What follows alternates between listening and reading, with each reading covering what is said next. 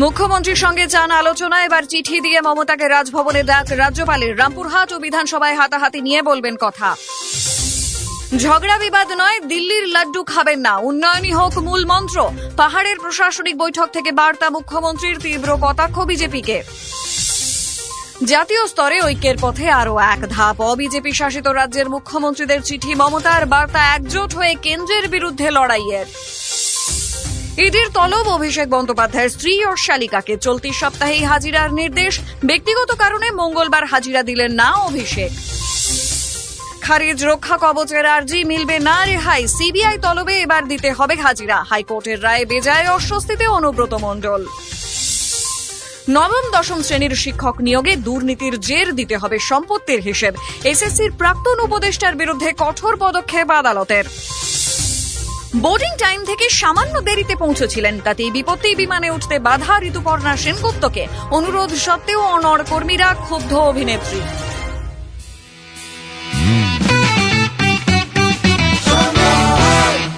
আপনি শুনছেন সংবাদ প্রতিদিন শোনো। নমস্কার, আসছি বিস্তারিত খবরে।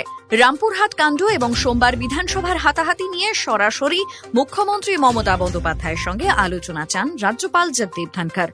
চলতি সপ্তাহের যে কোনো দিন মুখ্যমন্ত্রীকে রাজভবনে আসার জন্য আমন্ত্রণ জানালেন রাজ্যপাল জগদীপ ধনখড়। মুখ্যমন্ত্রীকে লেখা চিঠিতে রাজ্যপাল বলছেন, রাজ্যের আইন শৃঙ্খলা পরিস্থিতির ক্রমশ অবনতি হওয়া এবং রামপুরহাট ও বিধানসভার উদ্বেগজনক ঘটনাক্রম নিয়ে মুখ্যমন্ত্রীর সঙ্গে আলোচনা দরকার। রামপুরহাট কাণ্ডে সিবিআই তদন্তে গাফিলতি বা তদন্ত উদ্দেশ্য প্রণোদিত হলে রাস্তায় নেমে প্রতিবাদের হুঁশিয়ারি দিয়েছেন মুখ্যমন্ত্রী মমতা বন্দ্যোপাধ্যায়। সেই প্রসঙ্গে রাজ্যপালের বক্তব্য, আদালতের নির্দেশে এবং নজরদারিতে যে তদন্ত চলছে তার পাল্টা যদি কোনো পদক্ষেপ করতে হয় তাহলে সেটা করতে হবে আইনি পথেই, কোনোভাবেই রাস্তায় নেমে নয়। মুখ্যমন্ত্রী যেভাবে রাস্তায় নেমে প্রতিবাদের অবস্থান নিয়েছেন, রাজ্যপাল তা নিয়েও উদ্বেগ প্রকাশ করেছেন। এই প্রসঙ্গে তীব্র প্রতিক্রিয়া ব্যক্ত করে তৃণমূলের রাজ্য সম্পাদক কুণাল ঘোষ বলেন, রাজ্যপাল বিজেপির প্রতিনিধির ভূমিকা পালন করছেন। অন্যান্য রাজ্যগুলির তুলনায় বাংলার আইন শৃঙ্খলা যথেষ্ট ভালো। যে দু একটি কুৎসিত ঘটনা ঘটছে তার প্রেক্ষিতে মুখ্যমন্ত্রী উপযুক্ত পদক্ষেপ করছেন, কিন্তু বিজেপি রাজ্যের মানুষের কাছে প্রত্যাখ্যাত হয়ে পেছনের দরজা দিয়ে মাথা গলানোর চেষ্টা করছে। রাজ্যের বিরুদ্ধে যে বৃহত্তর ষড়যন্ত্রের চেষ্টা হচ্ছে, রাজ্যপাল তার অংশীদার হিসেবে কাজ করছেন। রাজ্য সরকার বনাম রাজ্যপালের সংঘাতে এই চিঠি নয়া সংযোজন হতে চলেছে বলেই মত রাজনৈতিক মহলের। উন্নয়নই হোক মূল মন্ত্র, কোনো রকম ঝগড়া বিতণ্ডা চলবে না। মঙ্গলবার পাহাড়ের প্রশাসনিক বৈঠকে এই বার্তাই দিলেন মুখ্যমন্ত্রী মমতা বন্দ্যোপাধ্যায়। দ্রুত জিটিএ নির্বাচনের প্রতিশ্রুতি দিয়ে তিনি বলেন, পাহাড় হাসলে আমার ভালো লাগে। কথা দিন আগামী 10 বছর কোনো ঝগড়া করবেন না, শুধু মানুষের জন্য কাজ করবেন। আপনারা মন দিয়ে পাহাড়ের জন্য কাজ করুন, দেখুন দার্জিলিং কার্শিয়ং কোথায় গিয়ে পৌঁছয়।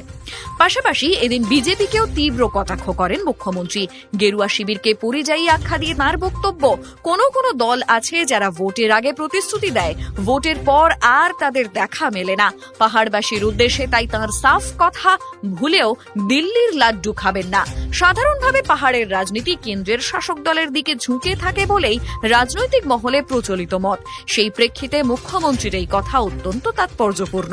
একই মঞ্চ থেকে কেন্দ্র সরকারকেও এক হাত নেন মমতা। বলেন, বারবার জ্বালানির দাম বাড়াচ্ছে কেন্দ্র। 5 রাজ্যে ভোট মেটার পর থেকে বেশ কয়েকবার জ্বালানির দাম বাড়িয়েছে। সাধারণ মানুষের ভোগান্তির জন্য যে কেন্দ্রের নীতি দায়ী তা কার্যত স্পষ্ট করে দিয়ে মমতা বন্দ্যোপাধ্যায় বলেন, রাজ্যের অন্যান্য এলাকার মতো পাহাড়েও ত্রিস্তর পঞ্চায়েত চালুর জন্য বলেছিলাম, এখনো আইন পাশ করতে পারেনি কেন্দ্র।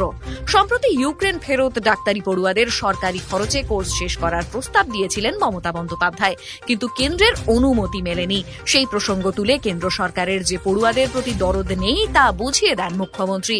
একদিকে পাহাড়ে বিবাদ ভুলে উন্নয়ন আর ঐক্যের ডাক, অন্যদিকে কেন্দ্রের বিরুদ্ধে ঝাঁঝালো আক্রমণ। এই সভা থেকেই যেন জিটিএ নির্বাচনের রাজনৈতিক ভূমি তৈরি করে দিয়ে গেলেন মমতা বন্দ্যোপাধ্যায়, এমনটাই মত রাজনৈতিক মহলের। কেন্দ্রের বিরুদ্ধে লড়াইয়ে বিরোধী ঐক্যমত্যে তিনি বারবারই গুরুত্বপূর্ণ ভূমিকা নিয়েছেন। সম্প্রতি জাতীয় স্তরে বিরোধী ঐক্য স্থাপনের প্রশ্নেও একাধিকবার বার্তা দিয়েছেন মমতা বন্দ্যোপাধ্যায়। এবার সেই পথেই আরও এক ধাপ এগোলেন। অবিজেপি শাসিত রাজ্যের মুখ্যমন্ত্রীদের দিলেন চিঠি। ঐক্যবদ্ধ হয়ে কেন্দ্রের বিরুদ্ধে লড়াইয়ে নামারও ডাক দিলেন। চিঠিতে তৃণমূল সুপ্রিমো লিখেছেন, বিজেপি গণতন্ত্রের ওপর সরাসরি আঘাত করছে। সকলের কাছে আমার আবেদন, নিজেদের সময় সুযোগ মতো একসঙ্গে বসে আলোচনা করি এবং এর বিরোধিতায় সরব হই। এ প্রসঙ্গে তিনি বিরোধী রাজ্যগুলিতে সিবিআই সক্রিয়তা, বিরোধীদের সম্মতি ছাড়া সংখ্যাধিক্যের জোরে একাধিক আইন সংশোধন করে নেওয়ার কথা উল্লেখ করেছেন। তার মত, গণতান্ত্রিক ব্যবস্থা সম্পূর্ণ গুঁড়িয়ে দিতে চাইছে কেন্দ্রের ক্ষমতাসীন দল। মমতার আরও অভিযোগ, বিভিন্ন জায়গায় ভোটের আগে কেন্দ্রীয় সংস্থাগুলির তৎপরতা বৃদ্ধি পায়। আয়কর সংস্থা, ভিজিলেন্স কমিশনকে দিয়ে হুঁশিয়ারি দেওয়ানো হয়। গণতন্ত্রকে বাঁচাতে এসবের বিরোধিতায় সরব হওয়া প্রয়োজন সকলের। তার জন্য বিজেপি বিরোধী দলগুলির একজোট হওয়া খুবই জরুরি, এমনটাই মনে করেন মুখ্যমন্ত্রী। জাতীয় স্তরে বিরোধীদের জোটবদ্ধ হয়েই প্রতিবাদে নামতে হবে মমতার এই চিঠিতে, সেবার তা স্পষ্ট। ফের ইডি দপ্তরে ডেকে পাঠানো হলো অভিষেক বন্দ্যোপাধ্যায়ের স্ত্রী রুজিরা বন্দ্যোপাধ্যায়কে। ডাক পড়ল অভিষেকের শালিকা মেনকা গম্ভীরেরও। চলতি সপ্তাহেই দুজনকে হাজিরার নির্দেশ দেওয়া হয়েছে। এর আগেও অভিষেকের স্ত্রী রুজিরাকে তলব করেছিল ইডি, সেই সময় তিনি হাজিরা দিতে পারেননি। জানা যাচ্ছে এবার 30শে মার্চ অর্থাৎ বুধবার সকালে পুনরায় রুজিরাকে হাজিরার নির্দেশ দেওয়া হয়েছে। তার পরদিন অর্থাৎ 31শে মার্চ বৃহস্পতিবার হাজিরার নির্দেশ দেওয়া হয়েছে অভিষেকের শালিকা মেনকাকে। এদিকে গত 21শে মার্চ ইডির ম্যারাথন জেরার মুখে পড়েছিলেন অভিষেক। টানা কয়েক ঘন্টার জেরা শেষে সাফ জানিয়েছিলেন কোনো চাপের সামনেই তিনি মাথা নোয়াবেন না।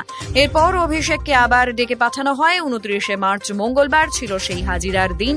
ব্যক্তিগত কারণে এদিন তিনি ইডি দপ্তরে যেতে পারেননি, সে কথা ইমেল মারফত জানিয়েও দিয়েছিলেন ইডিকে। ঘটনাচক্রে এদিনই ডেকে পাঠানো হলো তাঁর স্ত্রী ও শালিকাকে। এর আগে তাঁরা জানিয়েছিলেন তাদের 2 নাবালক সন্তানকে বাড়িতে রেখে করোনা পরিস্থিতিতে বারবার দিল্লি যাওয়া সম্ভব নয় তাদের পক্ষে। বিষয়টি শীর্ষ আদালতেও পৌঁছয়, যদিও এ ব্যাপারে এখনো কোনো সিদ্ধান্ত জানায়নি সুপ্রিম কোর্ট। এর মধ্যেই রুজিরা ও মেনকা 2 বোনকে দিল্লিতে তলব করা হলো বলে জানা যাচ্ছে। তৃণমূলের দাপুটে নেতা অনুব্রত মণ্ডলের রক্ষা কবচের আর্জি খারিজ কলকাতা হাইকোর্টে। মঙ্গলবার এই রায় দিল হাইকোর্টের প্রধান বিচারপতি প্রকাশ শ্রীবাস্তবের ডিভিশন বেঞ্চ, যার অর্থ এরপর সিবিআই তলবে হাজিরা দিতেই হবে অনুব্রতকে। গত 14ই ফেব্রুয়ারি গরু পাচার কাণ্ডের জিজ্ঞাসাবাদের জন্য তাকে তলব করে কেন্দ্রীয় তদন্তকারী সংস্থাটি। সেই হাজিরা এড়ালে পুনরায় তার ডাক পড়ে 25শে ফেব্রুয়ারি।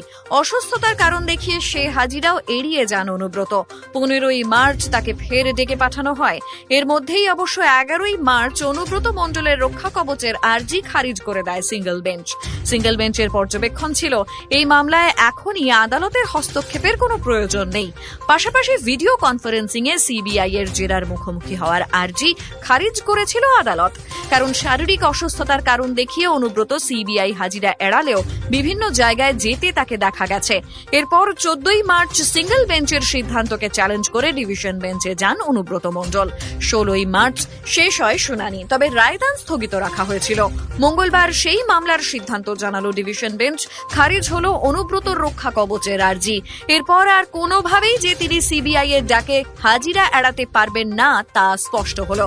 যদিও ডিভিশন বেঞ্চের সিদ্ধান্তকে চ্যালেঞ্জ করে শীর্ষ আদালতে যাওয়ার রাস্তা খোলা রইল তৃণমূল নেতার কাছে, তবে সেই পথ তিনি ধরবেন কিনা সে ব্যাপারে এখনো কিছু জানা যায়নি। নবম দশম শ্রেণীর বেআইনি শিক্ষক নিয়োগ মামলায় এসএসসি প্রাক্তন উপদেষ্টা শান্তিপ্রসাদ সিনহাকে সম্পত্তির হিসেব দিতেই হবে আদালতে। উপদেষ্টার আবেদন খারিজ করে সিঙ্গল বেঞ্চের নির্দেশই বহাল রাখল কলকাতা হাইকোর্টের বিচারপতি হরিশ টন্ডনের ডিভিশন বেঞ্চ। সম্প্রতি নবম ও দশম শ্রেণীর গণিত শিক্ষক নিয়োগে দুর্নীতির অভিযোগে কলকাতা হাইকোর্টের দ্বারস্থ হন বেশ কয়েকজন চাকরি প্রার্থী।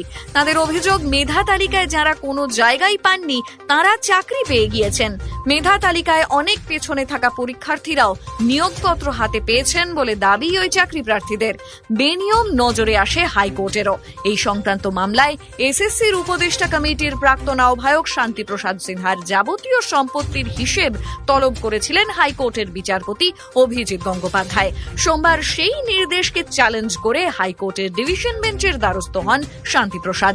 মঙ্গলবার বিচারপতি হরিশ টন্ডনের ডিভিশন বেঞ্চ উপদেষ্টার আবেদন খারিজ করে সিঙ্গল বেঞ্চের নির্দেশই বহাল রাখল, অর্থাৎ আদালতের সামনে সম্পত্তির হিসাব দিতেই হবে এসএসসির প্রাক্তন উপদেষ্টাকে। বোর্ডিং এর জন্য নির্ধারিত সময়ের থেকে সামান্য দেরি হওয়ায় বিমানেই উঠতে দেওয়া হলো না অভিনেত্রী ঋতুপর্ণা সেনগুপ্তকে। শুটিং এর কাজে আহমেদাবাদ যাচ্ছিলেন অভিনেত্রী। কলকাতা বিমানবন্দরে বিমান ধরার জন্য বোর্ডিং এর সময় দেওয়া হয়েছিল ভোর 4:55।